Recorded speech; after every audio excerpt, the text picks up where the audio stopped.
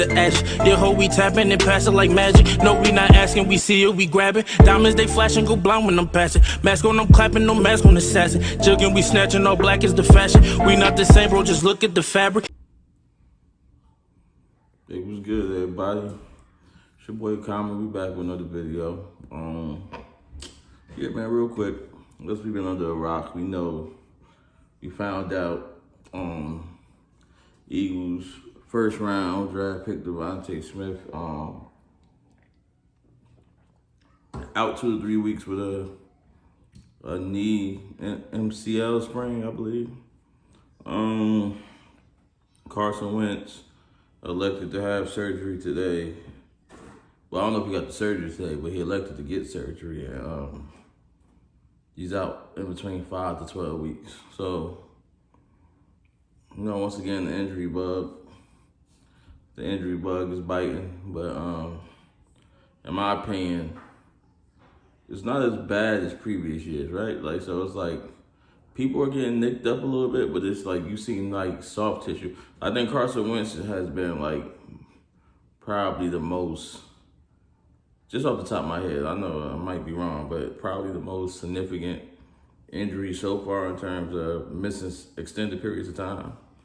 So like 5 to 12 weeks, but for the most part, I mean, in years past in OTAs, you seen, I mean, we done had, as a Cowboys fan, years past, we done had Sean Lee tearing ACLs and stuff and just OTAs. And before that, like, you would see a lot of people having freak accidents and tearing Achilles and stuff before you even put the pads on. So, I mean, so far, not as, I think the only significant one that I seen was Cam Akers, his Achilles, the star running back from the Rams. But yeah, it's like this year for us to be at the beginning of August, I mean, we just pray that it don't stay on this, that everyone can stay healthy and we don't have as many major injuries as the years before.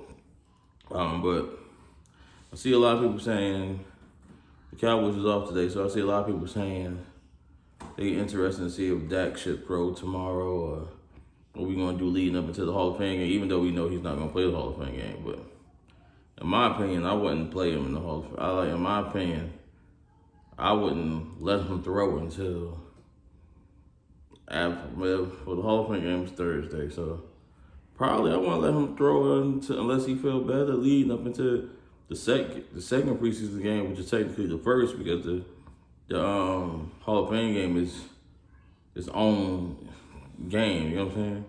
But I just feel like there's no need to rush it. Rush him for what? Like, we done had the same offense for the last 2-3 years. He got chemistry with people for the most part. So I just think at this juncture, you just want to 100% everybody on your offense and your team in general as close to 100% as possible heading into game one. I mean, it's football, so people going to deal with, you know what I mean, little ankle soreness or like general soreness. But, no, I wouldn't. Why risk it, right? Now, if you want to start throwing, even after the Arizona game, if you want to start throwing like shortly after that and we're getting ready, because you know the tune-up game usually be game 3. Like, I'm all for it. Like I wouldn't let him throw it unless he ain't feeling no pain at all, because there's no need to just test the limit. I seen somebody say something about testing throws just to test it. Nah, I don't. If I was them, I would give him at least a week, 2 weeks at the minimum before I say, okay, let's see how it's feeling today. Because you don't need to. You don't need to. Like, there's no need to risk it. So I wouldn't. But as far as, yeah, man, as far as them injuries, man, it's like part of the game. Like, Devonta Smith is he's a young guy, so, I mean, he probably could bounce back from that injury within like a 2-week span or something. But like I said, the season, even for the Eagles, I hate the Eagles, but the season has to outweigh him getting the reps in training camp. You just have to have faith with the OTAs and the rookie minicamp and stuff, and that, like, he's put together. He knows the playbook. Because when you get an injury in football, if you miss weeks, whether you like it or not, you have to work your way back into football shape. I'd rather you work your way back to football shape and gradually get better than me throw you out there a week too early and now we got risk this lingering on for the rest of the year. So, I mean, this is my thoughts on that. It's nothing too serious. It's all things that teams could bounce back from, except for the coach. The coach. Missing your quarterback right now, this is August 2nd. Missing your quarterback for potentially 12 weeks could mean him missing the first maybe 4 weeks of the season. I mean, that's not